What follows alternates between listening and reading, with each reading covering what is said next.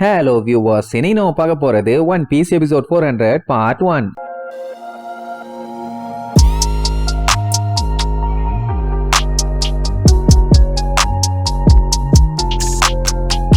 Open பண்ணா அந்த Peter மேனை காட்டுறாங்க. அதான் கேமிய கடத்திட்டு போனால அந்த நல்லவன் தான். அவனோட மூஞ்ச போட்டு கீன்னு கீச்சு தள்ளி இருக்கு. எல்லாம் நம்ம ஆளுக பார்த்த வேலை தான். ஐயோ நம்ம பாசுக்கு இப்படி ஒரு நிலைமையான்னு சொல்லி அவனுக்கு ஆளுக எல்லாம் புலம்பி தள்ளுவானுங்க. என்ன கேமிய கடத்திட்டு போய் எந்த அளவுக்கு ஒரு பெரிய பஞ்சாயத்தை எழுத்து விட்டானுங்க. தேவையாட அந்த வேண்டாத வேலை. அப்படியே ஒரு வழியா இவங்களும் வர வேண்டிய இடத்துக்கு வந்து சேர்ந்துட்டாங்க. என்ன இவனோட பில்டப் தான் தாங்க முடியல. மூஞ்ச ஹேண்ட்ஸம் ஃபேஸ்னு சொல்லி காஞ்சூரிங் மூஞ்சா மாத்தி காமிச்சிட்டு இருப்பான். எப்போ எந்த டைம் எந்த ஹெல்ப் வேணாலும் சரி என்னைய கூப்பிடுங்க. மெயினா ஃபிஷ்மைன் ஐலாண்டுக்கு இவங்க சேஃபா கிளம்பிட்டாங்கன்னா அந்த மேட்டரையும் இன்ஃபார்ம் பண்ணுமாமா. ஏன்னா நம்மளுக்கு ஏதாச்சும் பிரச்சனைனா இவன் வேகமா வந்து நிப்பானாமா. இது வரைக்கும் இவன் வந்து பண்ணதே பெரிய ஹெல்ப். தயவு செஞ்சு இங்க இருந்து போய் தொலை, உன் மூஞ்ச இதுக்கு மேல பார்க்க முடியல உடனே சரி ஓகேன்னு இந்தாங்க உங்க ஹேண்ட்பேக்னு சொல்லி நீட்டுவான். அது கேமியோடது. அந்த பீட்டர் மேனை போட்டு பொழந்து கட்டினாங்கல்ல, அவன் ஆட்டைய போட்டு வச்சிருந்தான். அவங்கிட்ட இருந்து தூக்கிட்டு வந்து இப்ப அதையும் ரிட்டர்ன் பண்ணியாச்சு. அப்புறம் என்ன ரோசி ரைடர்ஸ் வாங்கலே போவோன்னு சொல்லிட்டு கத்திட்டே அங்கிருந்து கிளம்புவான். இவன் மூஞ்ச மாத்தினதுல இருந்து பேரையும் மாத்திட்டானேன்னு இவங்க ரெண்டு பேரும் மாத்தி டிஸ்கஸ் பண்ணுவானுங்க.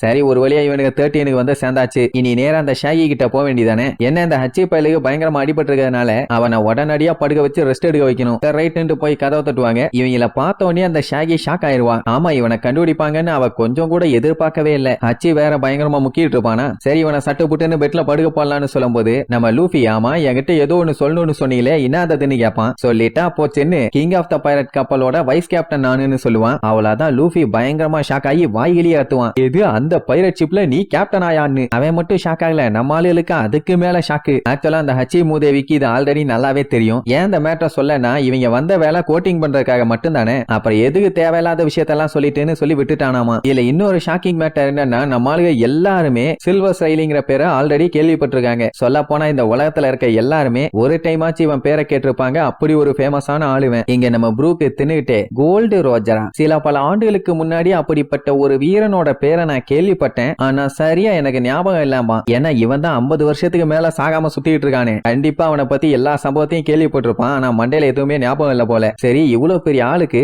இந்த ஹச்சி பைல எப்படி தெரிஞ்சுன்னு கேட்டா 20 வருஷத்துக்கு முன்னாடி ரெய்லி கடல்ல மாட்டிட்டானாமா. அந்த டைம் தான் ஹச்சி வந்து இவன் உயிரையே காப்பாத்தினது. அப்பத்துல இருந்தே ஹச்சி இவரு ரொம்ப க்ளோஸ் ஆயிட்டாங்க. என்ன அதுக்கப்புறம் தான் அந்த ஹச்சி சன் பைரட்ஸ் கிட்ட போய் சேர்ந்துக்கிட்டானாமா. ஆனா அது வேற யாரும் இல்ல அந்த அர்லாங்கு கூட்டம் தான். அப்பதான் நம்ம சஞ்சீவ் ஒரு சூப்பரான கேள்வி கேட்பான். என்னன்னா 22 வருஷத்துக்கு முன்னாடி கோல்டு ரோஜரை மர்கையா சாலா பண்ணிட்டாங்க. அவனை மட்டும் இல்ல அவனை சேர்ந்த எதுவா இருந்தாலும் சரி கருணையே காட்டாம கொண்டுறானுங்க. அப்படி இருக்கும்போது வைஸ் கேப்டன் எப்படி உங்களை மட்டும் விட்டாங்க. ஏன்னா என்டையர் குரூவையுமே புடிச்சு காலி பண்ணாதான் இவங்க கேள்விப்பட்டிருப்பாங்க. அப்படி இருக்கும்போது எப்படி நீங்க உயிரோட இருக்கீங்கன்னு கேட்ட உடனே அப்படி ஒரு அமைதி. இதுக்கு அந்த ஆளு என்னதான் பதில் சொல்லுவான்னு பாப்போம்னு அப்படியே எல்லாம் ஆர்வமா லுக் விடுவாங்க. அதுக்கப்புறம் தான் மேட்ரே சொல்லுவான். இவங்கள முதல்ல அந்த நேவி ஆளுக பிடிக்கவே இல்லையாமா. பிடிச்சாதானே காலி பண்றதுக்கு. ஆக்சுவலா கோல்டி ரோஜரே வேணும்னே தான் போய் நேவி கிட்ட மாட்டினானாமா. இந்த மேட்ரை கேட்டோன்னே அம்புட்டு அப்படியே அள்ளு விடும். எது அவரா போய் மாட்டினாரான்னு. ஆனா கவர்மெண்ட் ஏதோ இவனுங்களே போய் பிடிச்ச மாதிரி அனௌன்ஸ் பண்ணிருப்பானுங்க. அப்பந்தானே அவனுங்க எவ்வளவு பெரிய பிஸ்தா பாதாம் பருப்புன்னு சொல்லி அவனோட பவரை வெளியே காட்ட முடியும். இப்ப மறுபடியும் அங்க ஒரு கேள்வி வரும்ல,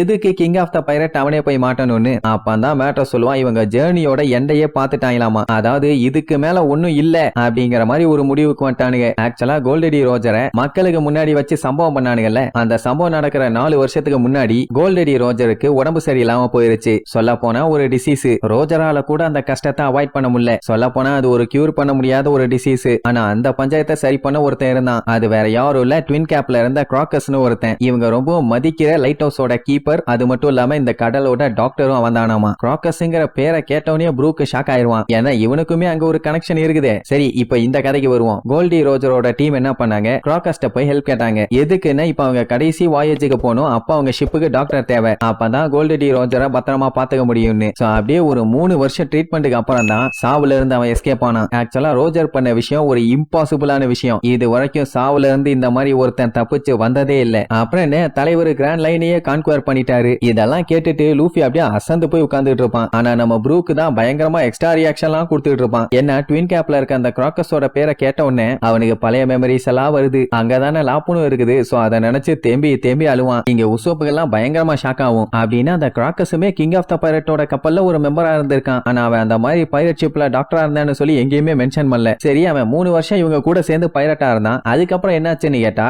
ரெய்லியே ஆச்சரியப்படுவான், நீங்க அவனை மீட் பண்ணிக்கலான்னு. ஆக்சுவலா அவன் எதுக்கு இவங்க கூட வந்திருப்பான்னா இன்னொரு குரூப் ஆஃப் பைரட்டை தேடி. அந்த பைரட் குரூப் வேற யாரும் இல்ல, நம்ம ப்ரூக்கோட டீம் தான். லாப்புன் இவங்களுக்காண்டி வெயிட் பண்ணிட்டு இருக்கான்னு சொல்றதுக்காகவே கிங் ஆஃப் த பைரட் கப்பல்ல ஏறி இவங்களை தேடி வந்திருக்கான். எங்கேயாச்சும் சிக்குனாங்கன்னா லாப்புனை பத்தி சொல்லிடலான்னு. எது எங்களை தேடி வந்திருக்கானு சொல்லி ப்ரூக்கு தேம்பி தேம்பி அழுவான். ஆனா அவன் இவங்க க்ரூ மெம்பரா இருந்தது வெறும் 3 வருஷம் மட்டும்தான். பட் இருந்தாலுமே அவன் இவங்க க்ரூல எப்பவுமே ஒரு மெம்பர் தானாமா. என்ன இவ்வளவு வயசானதுக்கு அப்புறம் திருப்பி அவனை போய் மீட் பண்ணா ரொம்ப நல்லா இருக்குங்கிற மாதிரி சொல்லுவான். உடனே சஞ்சி அடுத்து ஸ்ட்ரைட்டா மேட்டருக்கு வருவான். சஞ்சி தான் டாபிக்கை விட்டு விலகாம கரெக்டா கேள்வி கேட்கறான். என்னன்னா king of the pirate grand லைனையே கான்குவர் பண்ணாருல, அதுக்கப்புறம் என்னாச்சுன்னு கேட்டா எல்லாமே அதுக்கப்புறம் தான் ஆரம்பிச்சதுமா. அதுக்கப்புறம் தான் இந்த மொத்த உலகமுமே கோல்டு ரோஜரை கிங் ஆஃப் த பைரட்னு சொல்லி கூப்பிட ஆரம்பிச்சாங்க. ஆனா கிங் ஆஃப் த பைரட்டா அவன் முன்னாடியும் சரி பின்னாடியும் சரி எப்பவும் சரி ஒழுங்கா இருக்கவே இல்ல. ஏன்னா அவனைத்தான் புடிச்சு போட்டு தள்ளிட்டாங்களே. சாக போறவனுக்கு இப்படி ஒரு சூப்பரான டைட்டில் இருந்தா என்ன இல்லாட்டி என்ன. ஆனா ரோஜர் எல்லாத்தையுமே நல்லா என்ஜாய் பண்ணானாமா. சொல்ல போனா அவனுக்கு எல்லா விஷயத்தையுமே பளிச்சுன்னு பண்ணாதான் ரொம்பவும் பிடிக்கும். அது சண்டையா இருந்தாலும் சரி ஜாலியா இருந்தாலும் சரி அவன் அப்படித்தான். சொல்ல போனா ஃபியூச்சரை பத்தி பிளான் பண்ணணும்னா கூட என்ஜாய் பண்ணிட்டே தான் எல்லா வேலையும் பண்ணுவானாமா. அப்படி உங்களோட ஜேர்னி ஒரு முடிவுக்கு வந்த உடனே கோல்டு ரோஜர் என்ன பண்ணிட்டான், ரோஜர் பைரட்ஸை யாருக்கும் தெரியாம சீக்கிரட்டா கலைஞ்சு போக சொல்லி ஆர்டர் போட்டுட்டான். அப்புறம் என்ன ஒவ்வொருத்தரா தனித்தனியா பிரிஞ்சு அவங்க பாட்டுக்கு போயிட்டாங்க. ஒரு காமரேடா இவங்க லைஃப்ல பயங்கரமான ரிஸ்க் எடுத்திருக்காங்க. பட் இவங்க எல்லாம் ஆளுக்கு ஒரு திசையில பிரிஞ்சதுக்கு அப்புறம் மத்தவங்க எல்லாம் எங்க இருக்காங்க என்ன பண்ணிட்டு இருக்காங்கன்னு சொல்லி யாருக்குமே எதுவும் தெரியாது. மெயினா இவருக்கு எதுவுமே தெரியாதாமா. இவங்க இப்படி எல்லாம் கலைஞ்சு போன ஒரு வருஷத்துக்கு அப்புறம் தான் கோல்டு ரோஜர் வேணும்னே கவர்மெண்ட்ல போய் மாட்டியிருக்கான். அப்புறம் என்ன அவனை அரெஸ்ட் பண்ணி பப்ளிக்கா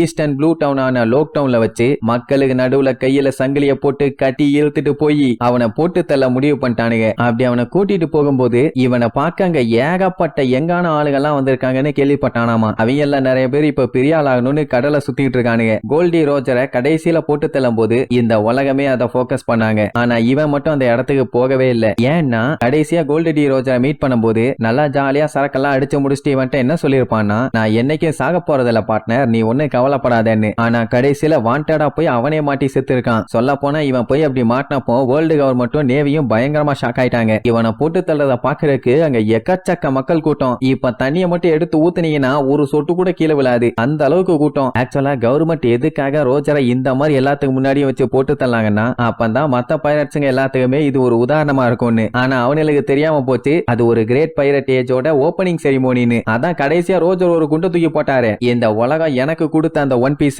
நான் மறைச்சு வச்சிருக்கேன், முடிஞ்சா போய் கண்டுபிடிச்சு எடுத்துக்கங்க. அதுதான் ஒன் பீஸ்னு சொல்லும் போதே அவரோட முதுகுல சரக்குன்னு கத்திய 2 பக்கம் இருந்து இறக்கி இருப்பானுங்க. அவ்வளவு நேரம் இதை வெறும் சம்பவமா பார்த்துட்டு இருந்தவனுங்க எல்லாரோட கண்ணுலயுமே அப்படி ஒரு வெறி, அதாவது ஃபயர் ஃபயர். அதை நம்ம கோல்டி ரோஜர் கொளுத்தி விட்டான். வாவ் சூப்பர்னு எல்லாம் சந்தோஷம் தாங்க முடியாம கத்துன்னு கத்துவாங்க. அப்படி அவங்க கத்துனதுலயே அந்த இடம் பயங்கரமா அதிரும். இந்த விஷயத்தெல்லாம் கேட்டுட்டு ரெய்லி அன்னைக்கு நைட்டு இது வரைக்கும் அவன் வாழ்க்கையில சிரிக்காத அளவுக்கு சிரிச்சிருக்கான், அழுகாத அளவுக்கு அழுதுருக்கான், குடிக்காத அளவுக்கு குடிச்சிருக்கான். அதுவும் அந்த ஒரு நாள் நைட்ல. மொத்தத்துல இவங்க கேப்டன் ஒரு நரக வாழ்க்கையை வாழ்ந்திருக்காருங்கிற மாதிரி சொல்லுவான். இப்படி அவன் சொல்ல சொல்ல நம்மளுக்கு அந்த கதையை ஆர்வமா வாய பொழந்துகிட்டு கேக்குறதோட இந்த எபிசோடுக்கு எண்டு கார்டு போட்டு முடிக்கிறாங்க.